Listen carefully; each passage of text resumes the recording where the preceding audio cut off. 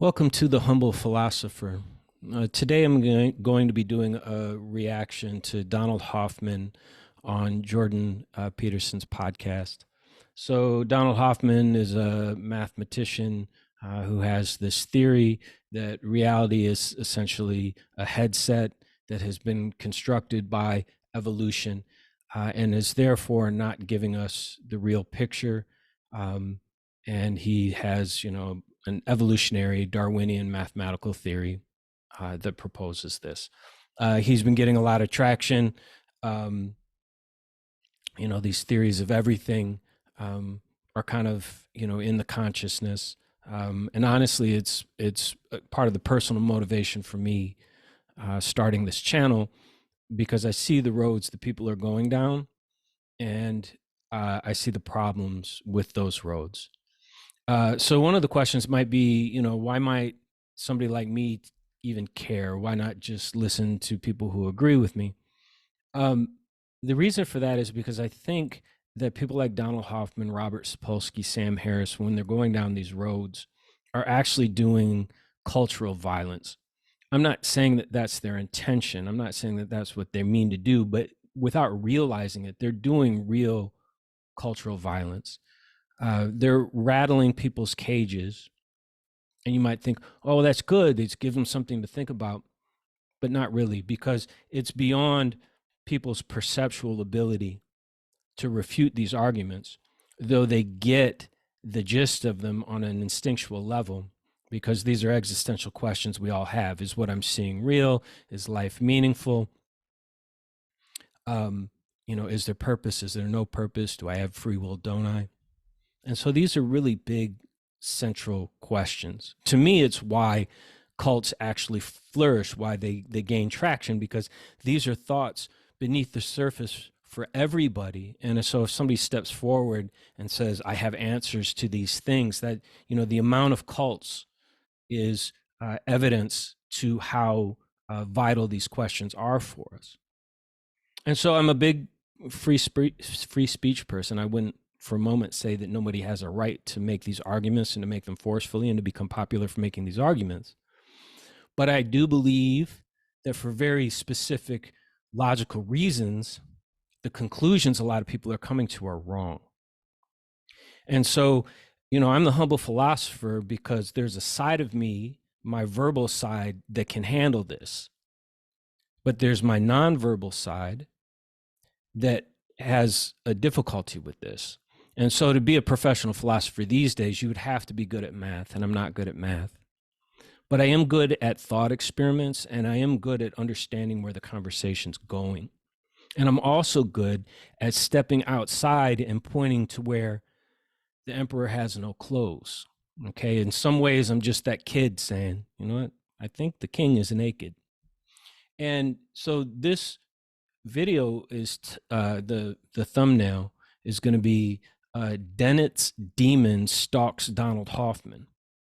And so this is one of those things that, trying to find, purpose and way to have effect with this channel is to put certain thought experiments out there, but also to put certain definitions or ideas out there. And so this idea of Dennett's demon, I have $1,000 on it to any guest of the Theories of Everything podcast that can prove me wrong. And it's a mathematical formulation of evolutionary theory that comes from Daniel Dennett himself that requires absurd numbers in order to get the desired result. So why is this important? It's important because there's an assumption that evolutionary theory has been proven, which it has not. That things evolve has been proven.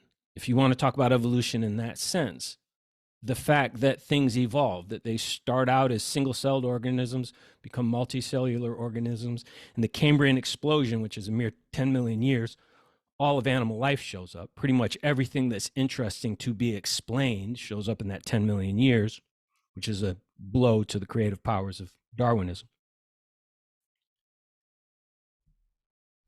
The fact that things evolve has been proven.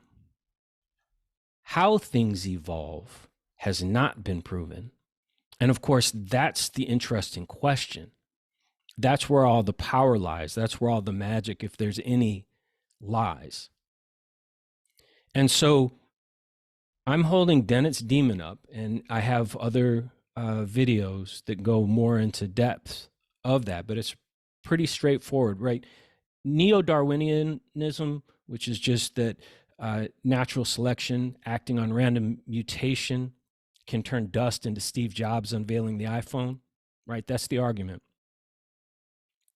That's a very simple theory. You know, any eighth grader can understand Darwinian theory. But it's also just a statistical argument. That's all it is. It's just arguing that there was enough variation and enough time for natural selection to cobble things together such that you have dust and you have Steve Jobs. But nobody's ever formalized that. Nobody's ever proven it. Nobody's ever set up a model. Nobody's ever taken a structure like the eye that we know so much about and then has deconstructed that backwards in time to no eye in a way that is consistent with the theory of evolution, right? In a three-dimensional computer model. Somebody should have done that. I call that Dawkins' homework. Richard Dawkins talks a mean game and has never done his own homework, right? This is the most magical force in the known universe, and nobody's bothered to do the math or to do the homework. And so the only attempt at the math that I've ever seen is in this book here, Darwin's Dangerous Idea. It's in chapter 2. It's roughly on pages 52 to 54. There's two assertions. One is that natural selection acting on random mutation is a classical algorithm. Algorithms can be productive. The other claim is that given enough input into that algorithm, any output is guaranteed. The problem with that algorithm is the inputs required to get you to the outputs that you want are numbers with 300,000 digits in it. And just to give you an idea of how big that number is, the number of atoms in the known universe is roughly a number with 81 digits. And so I have that out there. That's Darwin's, that's Dennett's Demon in Darwin's Dangerous Idea. It's his own formulation, and it always requires absurd numbers. And so I have $1,000 to anybody on Kurt Jaimungal's Theories of Everything podcast that can show me using Dennett's own math where I'm wrong, or can come up with a mathematical formulation to replace it that adheres to the rules of neo-Darwinism. It's $1,000 of my own money, and that's a real bet. So what does this have to do with Donald Hoffman? Donald Hoffman is arguing for a headset. Your consciousness right now is stuck in a headset he says that evolution built. Except it's never been proven that evolution can build anything. Okay?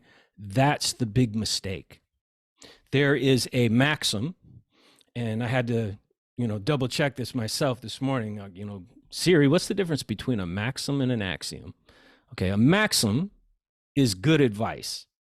An axiom is fact. All right? So there's a maxim out there that says form should follow function. That's a maxim. I was driving on the Angeles Crest Highway the other day to go for a hike, and I was behind a Porsche.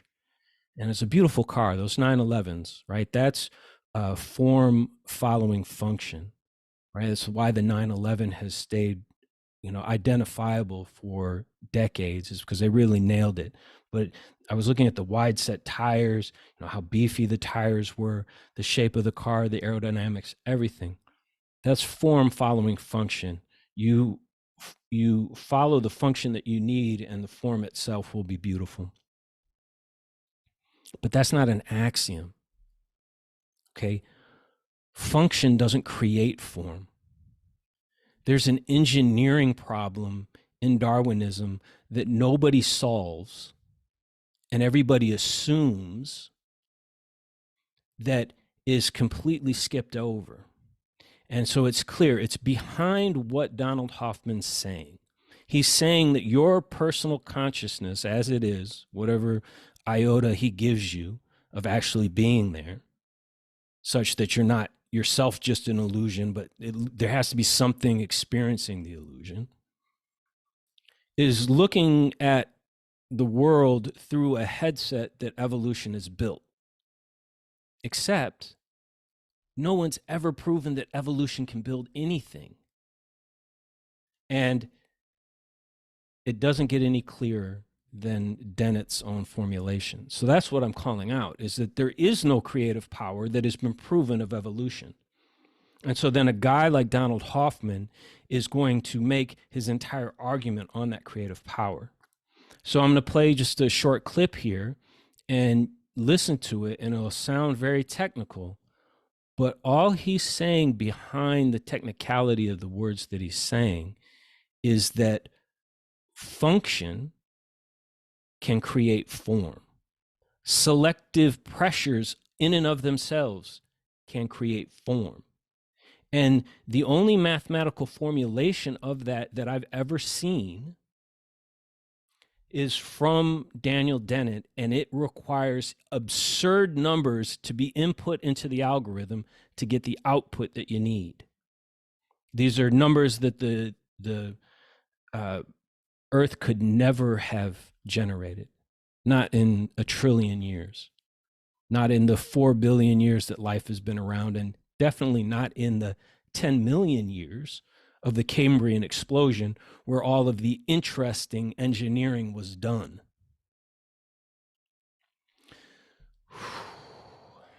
So when a guy like Donald Hoffman is then scaring people, deluding people, misleading people into thinking that, oh my God, this blind, random, savage process has created this headset that can't give me the real truth because that has nothing to do with survival.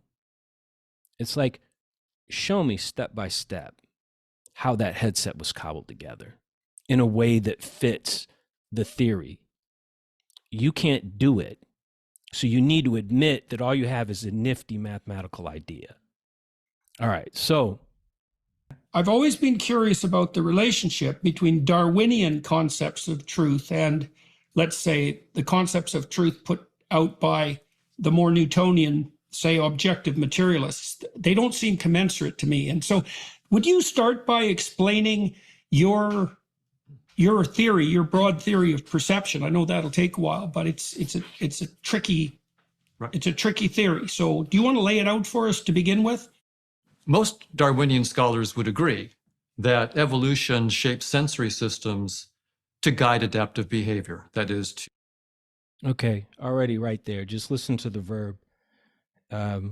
Shaped sensory systems. Evolution has shaped sensory. Okay, so evolution is doing the intricate engineering.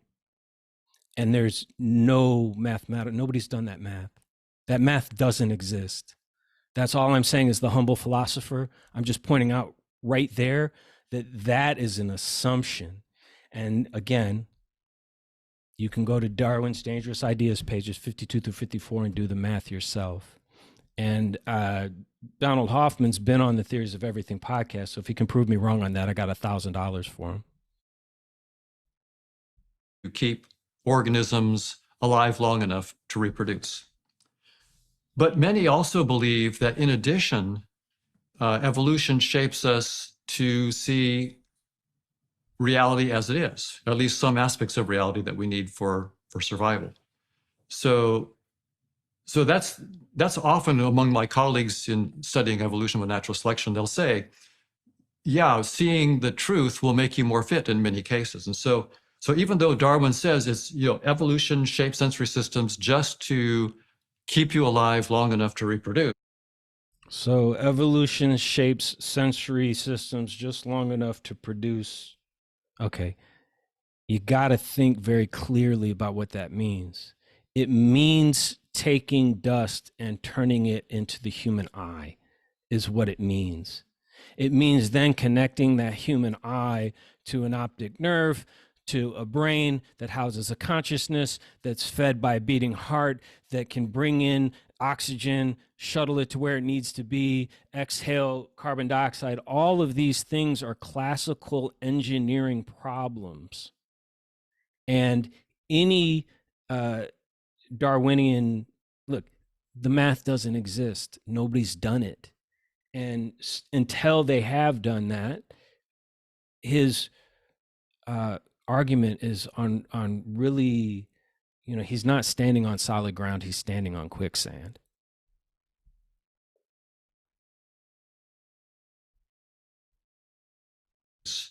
Many people think that seeing aspects of reality as it is will also make you more fit and make you more likely to reproduce. So I decided with my graduate students a few years ago to look into this. And there are tools. Darwin's theory is now a mathematical theory. We have the tools of evolutionary game theory that John Maynard Smith and others invented in the 1970s. And so it's a wonderful theory. So Darwin's ideas can now be tested with mathematical precision. So Darwin's theories can be tested with mathematical precision. That's what I'm doing here, is calling BS. BS. I'm ringing the BS bell. That is not true. What he's saying is that there's game theory and that you can set up computer models for game theory and you can set certain functions. And if they win the game, then you assume that that function, which is an action, has done the engineering to create the form it would need to complete that action. That's how absurd the claim is. That maybe what we would find is that, evolution tries to do things on the cheap. It doesn't, if you have to spend more calories, then you have to go out and kill something to get those calories. And so there are selection pressures to do things cheaply and quickly, and heuristics. And so those selection pressures, whatever a selection pressure is, yeah, like how does a selection pressure like move atoms and molecules around? So those selection pressures are what we're ascribing the engineering to. So I went into it thinking that maybe that would make it so that many sensory systems didn't see all of the truth, but I just wanted to check and see what would happen. To my surprise, when we actually started studying this, there came up principles that made me realize that the chance that we see reality as it is on Darwinian principles is essentially zero. And that was a stunning why zero? Result for me. Right. And so in his next step, it's, the next chapter here, they've got chapters. It's going to get even more technical. But what he's saying is that there's just blind evolution in the classical sense that has these selection pressures that is somehow cobbling together the most amazing and finely tuned engineering to get these things done. But nobody's doing the engineering. Nobody's putting together a model of how that would have actually looked in classical time, which is where it would have had to play out. And what they're doing is they're just making abstract mathematical games where functions then progress through those games and get to an outcome, and they just assume that that function then would be able to have given itself the three-dimensional mechanism that's necessary in order to do that. And since nobody's proven that, everything that he says downstream of that is just conjecture. So, here I am. I'm the humble philosopher, and I'm really just the kid saying that the emperor has no clothes on. I'm the humble philosopher because I have a verbal gifting, but I have a nonverbal deficit. So I can't do the math like Donald Hoffman can do the math. He says towards the end, like Jordan Peterson asked him, how do you get away with saying, basically all this crazy stuff, at the university level. And he says, well, I can do the math. And so we're taking mathematicians' words for things. But there's also then Gödel's incompleteness theorem, which none of these mathematicians seem to get, or they don't want to get the full weight of it, which is that math in and of itself has no meaning. The meaning of math always comes from the mathematician. And so these mathematical worlds that he's talking about, and math can spin on infinitely. In none of those infinite mathematical worlds is there any consciousness, because math in and of itself can't create consciousness. Meaning and consciousness always has to come from the one. It has to come from the mathematician. The mathematician gives the math the meaning, but the meaning itself is only a reflection. The meaning in the math is only a reflection of the meaning that the mathematician has given the math. All right, maybe somebody out there has understood what I've said here, but it's really simple. And if Donald Hoffman were ever to get whiff of this and he would want to come and get $1,000, it's there for him to take. If he can beat Dennett's demon, and if he can do Dawkins's homework.